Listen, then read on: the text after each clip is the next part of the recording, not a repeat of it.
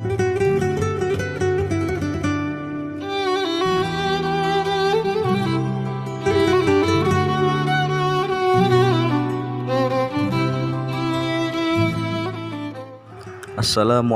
warahmatullahi wabarakatuh.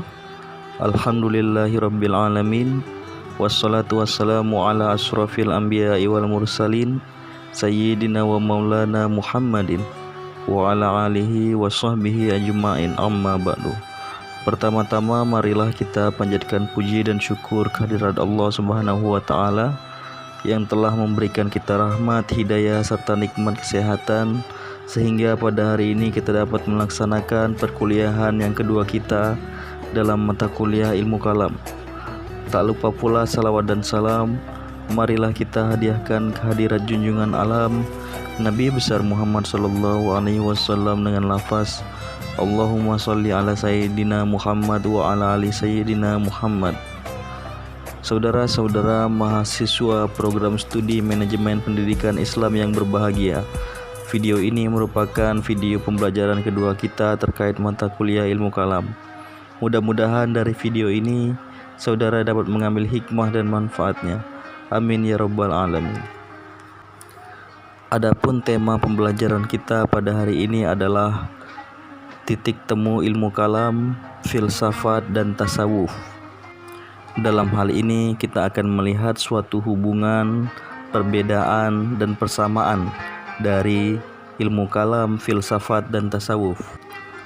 Setelah abad ke-6 Hijriah terjadi percampuran antara filsafat dengan ilmu kalam, sehingga ilmu kalam menelan filsafat secara mentah-mentah, yaitu pembahasan problema ilmu kalam menekankan penggunaan semantik atau logika Aristoteles sebagai metode, sama dengan metode yang ditempuh para filosof. Kendatipun ilmu kalam tetap menjadi nas-nas agama sebagai sumber pokok, tetapi dalam kenyataannya penggunaan akal juga tampak pada perbincangan mutakalimin. Atas dasar itulah sejumlah pakar memasukkan ilmu kalam dalam lingkup filsafat Islam. Filsafat Islam bertujuan untuk menyelaraskan antara firman dan akal, ilmu pengetahuan dengan keyakinan, agama dengan filsafat, serta menunjukkan bahwa akal dan firman itu tidak bertentangan satu sama lain. Walaupun orientasinya bersifat religius, namun isu-isu penting dalam filsafat tidak diabaikan, seperti waktu, ruang, materi, kehidupan, dan masalah-masalah kontemporer lainnya. Filsafat Islam dan ilmu kalam itu sangat kuat pengaruhnya satu sama lain. Kalam mencuatkan masalah-masalah bagi filsafat, dan filsafat membantu memperluas area, bidang ataupun jangkauan ilmu kalam, dalam pengertian bahwa pembahasan tentang banyak masalah filsafat jadi dianggap penting dalam ilmu kalam. Filsafat Islam mengandalkan akal dalam mengkaji objeknya, Allah, alam, dan manusia, tanpa terikat dengan pendapat. Nas-nas agama hanya sebagai bukti untuk membenarkan hasil temuan akal. Sebaliknya, ilmu kalam mengambil dalil akidah sebagaimana tertera dalam wahyu yang mutlak kebenarannya untuk menguji objeknya, misalnya Allah dan sifatnya serta hubungan Allah dengan alam dan manusia. Menjadikan filsafat sebagai alat untuk membenarkan nas agama. Itu tadi hubungan antara keduanya, antara filsafat dan ilmu kalam. Seperti keberadaan Allah, filsafat Islam mengawali pembuktiannya dengan argumentasi akal. Barulah pembenarannya diberikan oleh wahyu. Sementara ilmu kalam mencari wahyu yang berbicara tentang keberadaan Allah, baru kemudian didukung oleh argumentasi akal. Walaupun metode kedua ilmu ini berbeda, tapi sebenarnya saling melengkapi dalam memahami Islam dan pembentukan akidah Muslim. Sedangkan ilmu tasawuf sebagai ilmu yang mempelajari cara dan jalan untuk kita semakin mendekatkan diri kepada Allah. Itu yang terbagi dalam dua bagian, yakni ada yang namanya tasawuf amali dan ada yang namanya tasawuf falsafi.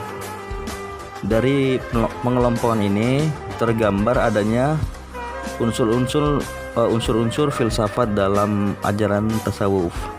seperti kajian-kajian Al-Kindi, Al-Farabi, Ibnu Sina, dan Al-Ghazali itu yang terkait dengan tentang jiwa dalam pendekatan kefilsafatan ini ternyata telah memberikan sumbangan yang sangat berharga bagi kajian-kajian tasawuf di dalam Islam. Pemahaman tentang jiwa dan roh menjadi hal yang esensial dalam tasawuf. Kajian-kajian kefilsafatan tentang jiwa dan roh itulah kemudian banyak dikembangkan di dalam tasawuf. Yang itu artinya bahwa ternyata kajian-kajian terkait dengan kefilsafatan rupanya juga banyak dikembangkan di dalam ajaran tasawuf. Jadi dari sini sudah kita lihat hubungan antara ilmu kalam, filsafat dan tasawuf. Selanjutnya akan kita bedah satu persatu dulu hakikat ilmu kalam. Secara etimologi, kalam berarti kata-kata. Kata-kata di sini dimaksudkan adalah kata-kata firman Allah. Jadi ilmu kalam adalah ilmu yang mempermasalahkan kalam Allah. Tetapi ada juga sekelompok orang yang mengatakan maksud kalam di sini adalah kata-kata manusia. Alasannya karena dulu sering terjadi ajang bersilat lidah untuk mempertahankan persepsi masing-masing. Mereka disebut mutakalimin. Jadi mutakalimin itu adalah orang-orang yang ahli berbicara mengenai ketuhanan yang berlandaskan kepada kalam Allah. Ilmu kalam membahas iman dan akidah dari berbagai aspek dan memaparkan alasan-alasan yang memperkuat pembahasan tersebut. Ilmu kalam ini merupakan studi tentang doktrin atau akidah dan iman Islam. Secara sederhana, definisi ilmu kalam adalah sebuah ilmu yang mengkaji doktrin-doktrin dasar atau akidah-akidah pokok Islam. Ilmu kalam mengidentifikasi akidah-akidah pokok dan berupaya membuktikan keabsahannya dan menjawab keraguan terhadap akidah-akidah pokok tersebut. Selanjutnya adalah hakikat filsafat. Filsafat berasal dari bahasa Yunani yang terdiri dari dua kata, yakni philos dan sophia. Philos mempunyai makna mencintai dan sophia mempunyai makna kebijaksanaan atau kebenaran. Secara singkat, filsafat adalah cinta akan kebijaksanaan atau love of wisdom dalam kebenaran suatu ilmu. Cakupan filsafat Islam tidak jauh berbeda dari objek filsafat. Hanya dalam proses pencarian itu, filsafat Islam telah diwarnai oleh nilai-nilai yang islami. Kebebasan pola pikirnya pun digantungkan nilai etis, yakni sebuah ketergantungan yang didasarkan pada kebenaran ajaran Islam. Tujuan mempelajari filsafat Islam ialah mencintai kebenaran dan kebijaksanaan. Sedangkan manfaat mempelajarinya adalah yang pertama, agar dapat menolong dan mendidik, membangun diri sendiri untuk berpikir lebih mendalam dan menyadari bahwa ia hanyalah makhluk Tuhan. Yang kedua, dapat memberikan kebiasaan dan kepandaian untuk melihat dan memecahkan persoalan. Selanjutnya adalah hakikat tasawuf. Tasawuf berasal dari kata suf yang terdiri dari shod, waw, dan fa, dan didomah shotnya yang mempunyai arti kain bulu domba yang kasar. Alasannya adalah karena dulu orang-orang sufi selalu menjauhkan diri untuk memakai kain sutra, karena waktu itu kain domba merupakan simbol kesederhanaan. Tasawuf juga berasal dari kata sofa, sod, fa, alif, dan hamzah yang berarti suci, jernih, dan bersih. Maksudnya mereka mensucikan diri di hadapan Allah Subhanahu wa Ta'ala melalui latihan kerohanian yang amat dalam, yaitu melatih dirinya untuk menjauhi segala sikap dan sifat yang kotor sehingga tercapai suatu kesucian dan kebersihan pada hatinya. Tasawuf adalah ilmu yang mempelajari cara dan jalan bagaimana seorang muslim berada sedekat mungkin dengan Allah. Ilmu tasawuf adalah ilmu yang lebih menekankan rasa daripada rasio, yang lebih menekankan hati daripada akal. Ilmu tasawuf berarti sangat subjektif sekali, yakni sangat berkaitan dengan pengalaman seseorang, pengalaman religius seseorang. Para sufi mengembangkan suatu cara agar bagaimana bisa mendekatkan diri kepada Allah. Tujuan yang hendak dicapainya adalah kebahagiaan, yakni dengan persatuannya dengan kekasihnya, yaitu adalah Allah Subhanahu wa Ta'ala.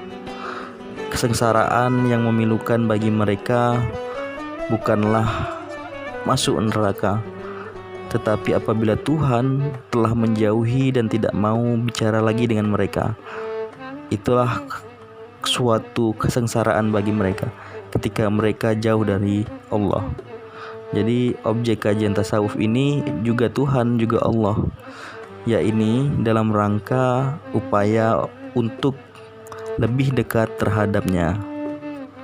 Selanjutnya kita masuk kepada persamaan ilmu kalam, tasawuf, dan filsafat. Ilmu kalam, filsafat, dan tasawuf mempunyai kemiripan objek kajian atau objek kajian yang sama. Objek kajian ilmu kalam adalah seperti yang sudah kita bahas sebelumnya, terkait dengan ketuhanan dan segala sesuatu yang berkaitan dengannya. Objek kajian filsafat adalah masalah ketuhanan di samping masalah alam, manusia, dan segala sesuatu yang ada. Sementara itu objek kajian tasawuf adalah ketuhanan juga, yakni upaya-upaya untuk mendekatkan diri kepadanya. Jadi dilihat dari aspek objeknya, ketiga ilmu itu sama-sama membahas masalah yang berkaitan dengan ketuhanan. Bagi ilmu kalam, filsafat maupun tasawuf itu berurusan dengan hal yang sama, yaitu kebenaran. Kebenaran untuk apa? Kebenaran akan Tuhan. Kebenaran akan ketuhanan. Ilmu kalam dengan metodenya sendiri berusaha mencari kebenaran tentang Tuhan yang berkaitan dengannya. Filsafat dengan wataknya sendiri pula berusaha menghampiri kebenaran baik tentang alam maupun manusia atau tentang Tuhan. Sementara itu tasawuf juga dengan metodenya yang tipikalnya berusaha menghampiri kebenaran yang berkaitan dengan perjalanan spiritual menuju Tuhan. Pada intinya bahwa ilmu kalam, filsafat maupun tasawuf memiliki kesamaan dalam segi objek kajiannya, yaitu tentang Tuhan dan segala sesuatu yang berkaitan dengannya. Namun dalam kajian objek tersebut hanya dibedakan dalam penamaannya saja. Ilmu kalam dalam objek kajiannya dikenal dengan sebutan kajian tentang Tuhan, sedangkan dalam filsafat dikenal dengan sebutan kajian tentang wujud, dan dalam ilmu tasawuf dikenal dengan sebutan kajian tentang al-haq. Akan tetapi pada dasarnya ketiga ilmu tersebut sama-sama mengkaji tentang Tuhan dan segala sesuatu yang berkaitan dengannya. Selanjutnya kita akan membahas perbedaan ilmu kalam, filsafat, dan tasawuf. Ilmu kalam setelah membahas tentang persamaan dari ketiga ilmu tersebut, baik ilmu kalam, filsafat, dan tasawuf, terdapat dalam persamaan dalam objek kajiannya. Jika terdapat persamaan, maka tentu juga akan ditemukan titik perbedaannya. Perbedaan di antara ilmu tersebut terletak pada metodologinya. Ilmu kalam sebagai ilmu yang menggunakan logika, di samping argumentasi nakliyah yang berfungsi untuk mempertahankan keyakinan ajaran agama yang sangat tampak nilai-nilai apologinya. Pada dasarnya ilmu ini menggunakan dialektika yang dikenal juga dengan istilah dialog keagamaan.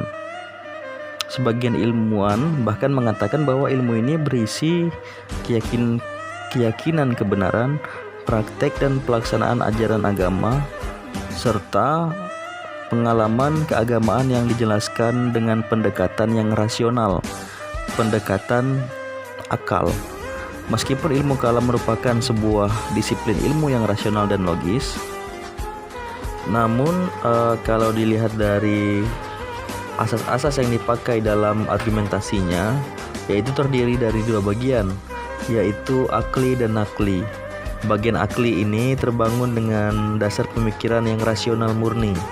Itu pun kalau ada relevansinya dengan nakli, karena nakli tersebut adalah untuk menjelaskan dan menegaskan pertimbangan rasional supaya memperkuat argumen-argumennya. Selanjutnya adalah ilmu filsafat. Filsafat adalah sebuah ilmu yang digunakan untuk memperoleh kebenaran rasional. Metode yang digunakannya pun adalah metode rasional. Filsafat menghampiri kebenaran dengan cara menuangkan akal budi secara mendalam dan integral atau menyeluruh serta universal atau yang mengalam, tidak merasa terikat oleh apapun kecuali oleh ikatan tangannya sendiri yang bernama logika. Peranan filsafat sebagaimana dikatakan Socrates adalah berpegang teguh pada ilmu pengetahuan melalui usaha menjelaskan konsep-konsep. Metode filsafat hanya bertumpu pada silogisme atau kias, pada argumentasi rasional dan demonstrasi rasional. Selanjutnya, kalau kita melihat tasawuf, adapun ilmu tasawuf adalah ilmu yang lebih menekankan rasa daripada rasio. Oleh sebab itu, filsafat dan tasawuf sangat berbeda. Sebagai sebuah ilmu yang prosesnya diperoleh dari rasa, ilmu tasawuf bersifat sangat subjektif. Ya, ini sangat berkaitan dengan pengalaman seseorang. Itulah sebabnya bahasa tasawuf sering tampak aneh bila dilihat dari aspek rasio. Hal ini karena pengalaman rasa itu memang sulit untuk dibahas. Pengalaman rasa lebih mudah jika dirasakan langsung oleh orang yang ingin memperoleh kebenaran darinya, dan mudah digambarkan dengan bahasa lambang, sehingga sangat bisa diinterpretasikan bermacam-macam. Sebagian pakar mengatakan bahwa metode ilmu tasawuf adalah intuisi atau ilham atau inspirasi yang datang dari Tuhan. Kebenaran yang dihasilkan ilmu tasawuf dikenal dengan istilah kebenaran huduri, yaitu suatu kebenaran yang objeknya datang dari dalam diri subjek sendiri. Itulah sebabnya dalam sains dikenal istilah objeknya tidak objektif. Barangkali demikianlah pembelajaran kita pada hari ini. Kita telah pelajari hubungan persamaan maupun perbedaan antara ilmu kalam, filsafat, dan tasawuf. Mudah-mudahan pembelajaran hari ini dapat bermanfaat bagi kita semua dan mudah dipahami oleh adik-adik mahasiswa. Terlebih terkurangnya saya mohon maaf yang sebesar-besarnya. Saya akhiri dengan wallahul muwaffiq ila aqwamit thoriq. Wassalamualaikum warahmatullahi wabarakatuh.